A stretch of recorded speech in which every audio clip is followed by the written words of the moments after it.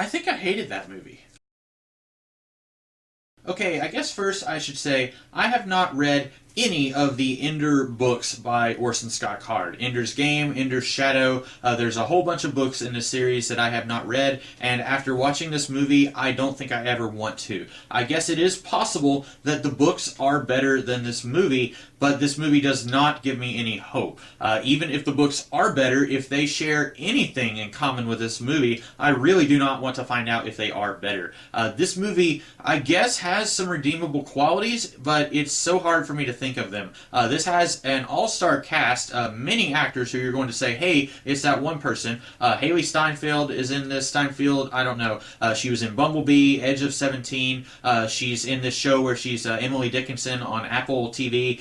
She's been in all kinds of stuff. She's a minor character here. Asa Butterfield, who I know as in 2 episodes of the Merlin BBC series from about 10 years ago. He was Mordred, and then they recast Mordred as a different guy. But he's the main guy. He was also in Miss Peregrine's Home for Peculiar Children. Then you've got Harrison Ford, Ben Kingsley. You've got the younger sister, Abigail Breslin from Zombieland. So quite a few actors in it who you're going to recognize. Unfortunately, I can't tell if the acting is really bad or if the material is just really bad. I would say maybe half and half. I think sometimes the actors are doing their best, but then the material they have just isn't very good. So the basic plot of this is that humanity is at war with an alien species, and if you are thinking this is a science fiction film, don't get your hopes up. The basic plot is boy goes to military academy and tries to fit in. There are aliens in it a little bit, but it's like less than 5 minutes of a 2-hour movie. So don't get your hopes up if you're looking for a science fiction film. But anyway, humanity is at war with aliens, and I am already getting my blood boiling just thinking about the plot. So the opening line by Asa Butterfield, who plays a character named Ender Wiggum, he says that humanity decided that their future best lie with children, or something like that. So they decided that the best way to defeat these aliens, that they had an attack from these aliens like 50-something years ago, the best way to deal with them was to look to little kids and turn them into soldiers. I don't know why. The movie doesn't bother explaining why the humans of Earth decided, you know, what if we use the children to fight the aliens? That's a good idea. Now, if they just came up with a line of dialogue, I think this could have worked. All they had to say was adults are too set in their ways. So you take someone like me, I'm 30 years old right now, and I'm way too old to learn how to fight these aliens because you have to learn how to do weird stuff in outer space, and a huge part of their training is learning to fight in zero gravity, which doesn't make any sense because they end up winning the fight with spaceships remotely, not in a zero-G setting, but that's neither here nor there. But all their training, maybe it will be better and easier for kids to learn this because they're not set in their ways yet. They just had to say something like that to make me buy that these kids are being trained for war.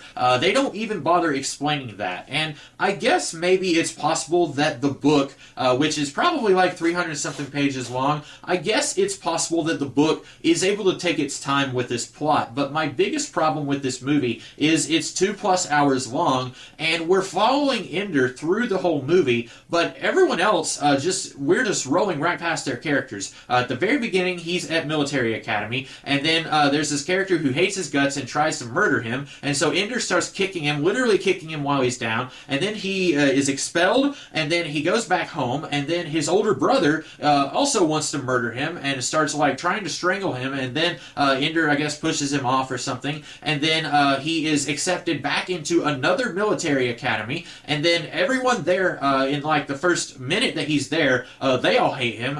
It's really weird how fast this movie is rolling through supporting characters. It keeps changing the status quo for our main character, and so it's really difficult for me to just sit down and take a breather and get to know these characters and this world.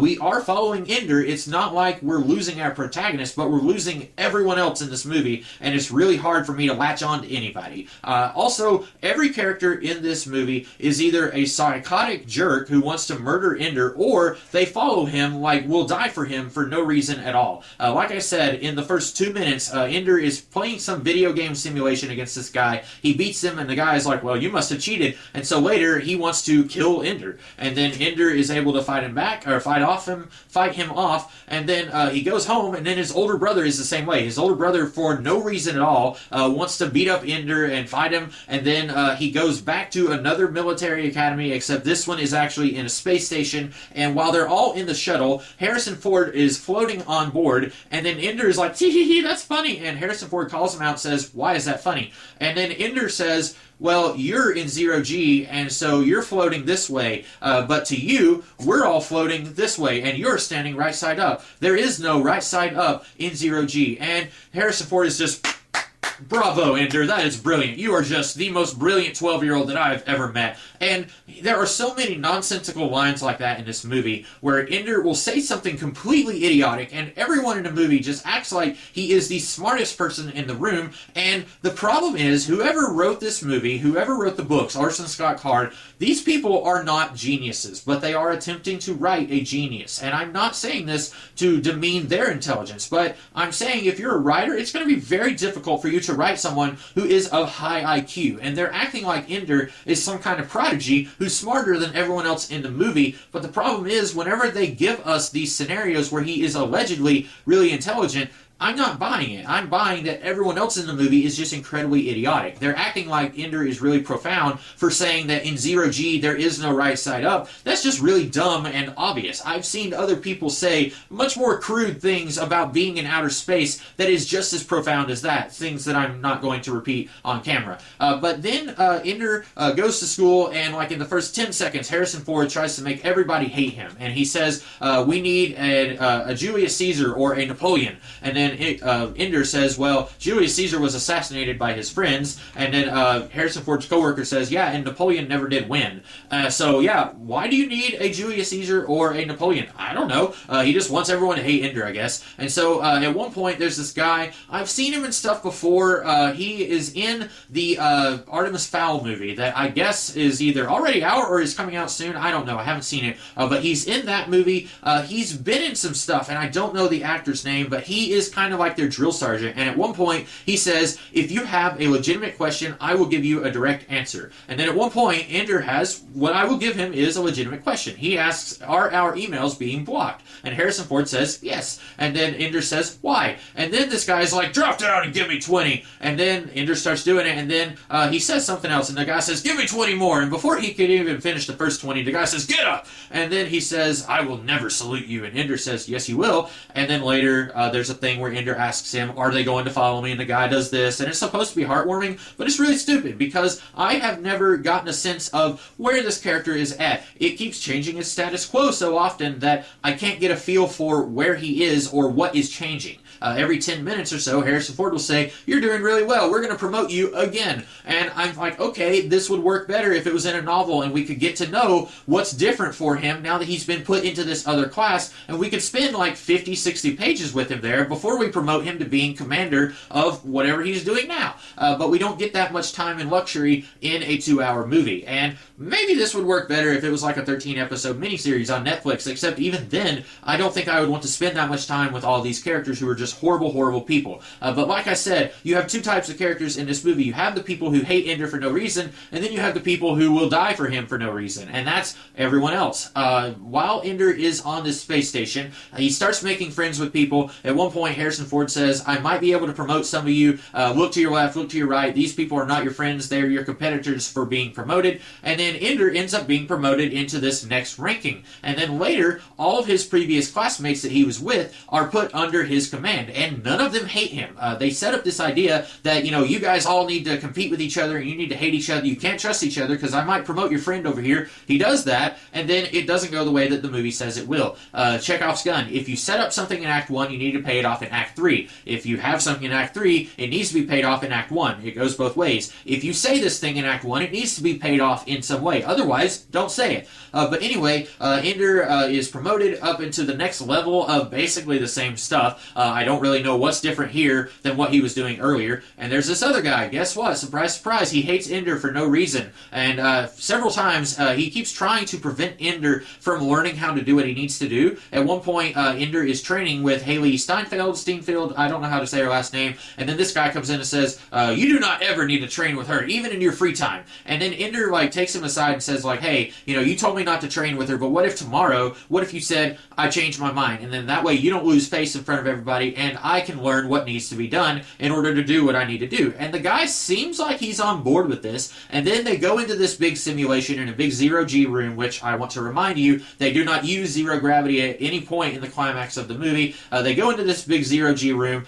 He tells Ender, you just stay over here and don't do anything. And then Ender's team is getting clobbered by this other team that's also at the school, which, by the way, we spend 10 minutes at the school before Harrison Ford says you will be competing against other teams in this school, and I thought that this team that we were spending time with were the only ones at the school, but then it turns out there's a whole bunch of other teams at the school, I guess. But anyway, Ender disobeys orders from this guy who is 3 feet shorter than him, but I guess he's supposed to be older than him, I don't know. But anyway, Ender disobeys orders and ends up getting the team a win. And then someone else goes up to this guy and says, that was a good idea, having Ender hold back. And this guy, he's just angry because Ender showed him up. Everyone on his team knows that that wasn't his idea, it was Ender's idea. So then he and his buddies go to, I guess, murder Ender in the shower, and then Ender fights back, and then the guy slips and hits his head, and then the movie tells us that he's not dying. I'm assuming that he dies because of something else that happens later in the movie. I'm assuming that this guy dies. But anyway, Harrison Ford tells Ender, no, he's not dying, we're just sending him back home so that he can get better.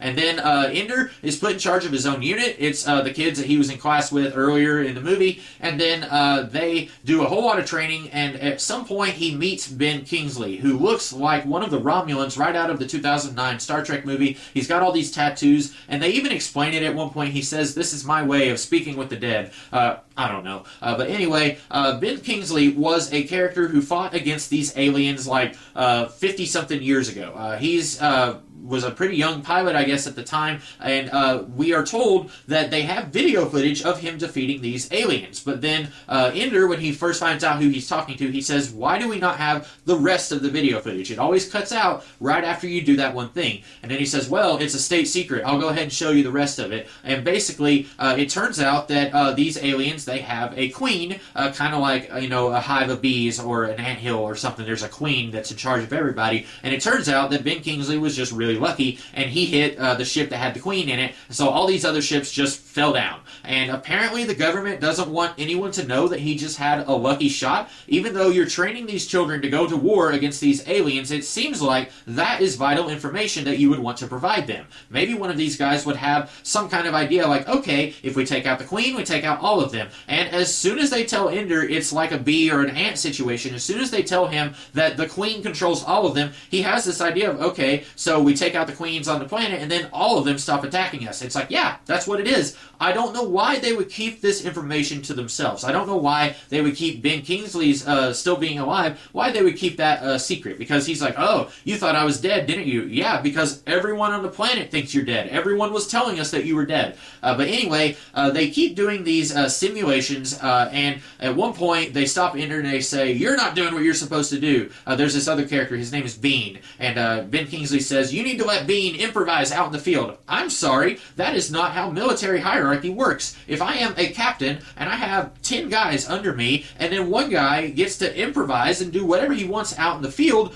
then he might as well not have a captain over him giving him orders. That is how military hierarchy works. And I was never in the army, so I don't know exactly what it's like, but I'm pretty sure that you don't get to improvise and do whatever you want, much as the movies would like to tell us otherwise. And incidentally, this is another thing that they set up, and then they don't pay off, because when the big battle comes at the end, Bean doesn't improvise in the field. Like they told Ender, you need to let this guy do his thing. You can't be in control of everything. But then in the big fight at the end, Ender is in control of everything. He's making all the decisions of what they do. So that's another thing that they kind of set up, and then it goes nowhere. And I'd just like to remind you, I haven't read the book, so I have no idea how much of this is stupid stuff from the book and how much of this is stupid stuff that they added into the movie. But anyway, they tell him, you need to do better. And so then there's they do lots of simulations, and then there's one final simulation, and they have all these higher-ups from the Earth government, and one of them says, if you do well on this simulation, then you will be promoted to Battle Commander, which basically means that he will actually go out into the field to fight these alien people. And by the way, at this point, we have barely seen any of the aliens. There was one vision/dream where Ender saw an alien, and at the time, I didn't even know that that was supposed to be a real alien. I thought that was just a thing in a video game, because earlier in the movie, there was this video game thing that he was playing, and again, it's another situation where Ender does what seems pretty obvious to me, and then all of these grown adults are like, he is so brilliant. He is just way ahead of his time.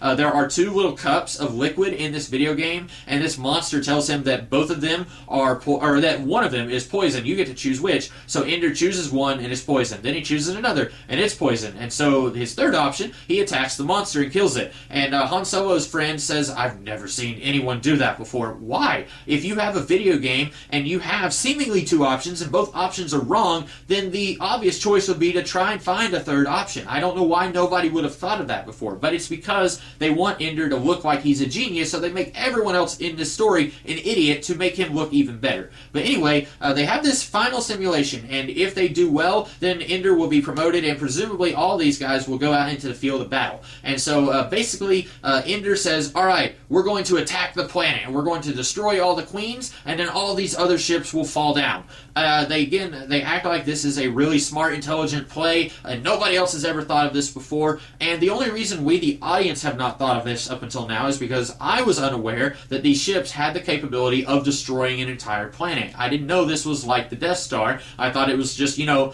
reasonably big ship, a little bit bigger than a bus. It's got like 10 people in it. I didn't think it was powerful enough to destroy a planet, but if these guys know that a ship is powerful enough to destroy a planet, why didn't Ben Kingsley come up with the idea of destroy the entire planet? All of the queens that are on that planet are going to die, and then all of these bug things that are out here in the ships are also going to die. That seems like a really obvious choice. But anyway, all these people, they're acting like, wow, he is so brave and brilliant. Why didn't we think of that? Yeah, why didn't you think of that? So anyway, Ender does this thing, and then they're all celebrating. Now, bear in mind, these characters are all like around 15 years old, I guess, and they're all celebrating. They're all like, yeah, so how'd we do on this simulation? And all the adults are kind of like in a huddle, like, and then they turn around and they turn the simulation back on, and it turns out, spoilers here, it turns out that this was not a simulation. Somehow, Ender and his crew were connected to an actual spaceship, and Ender got millions of people who are also on all these spaceships killed,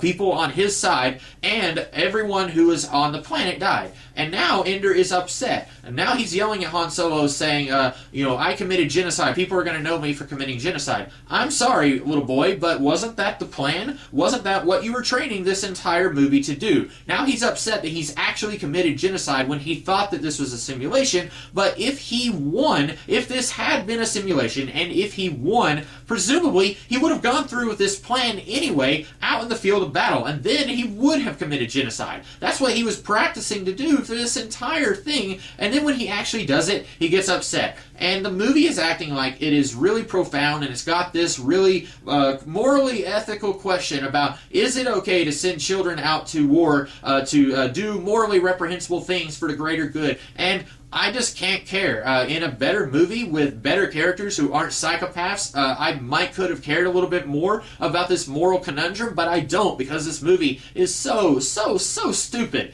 So anyway, Ender gets mad at everyone. They drug him. They get up behind him, put him in a half Nelson, and they stick something in his neck. And then later he goes out into the planet that they're on, which the whole movie I thought that they were on a space station, but then it turns out they're on a planet, and then he goes out into this planet. He meets one of the bug people who is dying, and then he takes an egg, and then he says, they promoted me to Admiral, and they've left me to my own devices, which is just the way I like it. Are you kidding me? That is not how military hierarchy works. If you are promoted to the highest rank possible, you still don't get to do whatever you want. You still have duties if you are an admiral. Presumably, he would be going around schmoozing and boozing with all these people back on Earth, talking about, yeah, I did this thing, I won the war, hey, look at me. He would be used as a propaganda tool to recruit other people into this thing, because as Ender points out to Han Solo, we don't know if they're all dead. Maybe there's other queens out there in the universe. So they wouldn't just let him go. But the movie ends with him taking the egg and taking a spaceship, and he's going to go out to another planet and find a planet so that these bug people can live happily ever after. Because as he realizes in the final 3 minutes of the movie, the bug people weren't really evil. They were just looking for a colony, and they came to Earth 50 years ago. The Earth people fought back, and then they never came back since then. Now, Ender, if he was such a genius, why didn't he come to that conclusion earlier in the movie? But he doesn't realize that until after he's committed genocide. I absolutely hated this movie. Now, the thing is, I've heard so many people talk about how the Ender's books are really good. I have no desire to watch or read anything else concerning Ender or any of these characters. I don't think they're ever going to make a sequel again, because this movie came out in 2013, and all these characters, all these actors, are probably too big for this kind of role now. Haley Steinfeld, she's a much bigger actress now. I doubt she would come back for this size of a role again. But they also look older now, so I don't think that would work. But unless the sequel is set like 7 or 8 years afterwards. But also, this was just stupid. I hated it so much. I don't ever want to read an Ender book. I don't ever want to see an Ender sequel to this. This was just garbage. All of it was garbage. And as the movie was ending, I saw directed by Gavin Hood, and the very first thing I said was, oh, that makes sense. This is directed by the guy who directed X-Men Origins Wolverine. I hated this movie, guys, and I hope you hated it also. And if you did, I hope that you will like, share, comment, and subscribe. And I will be back later with another video. In the meantime, you guys have a great rest of the day. Catch you later.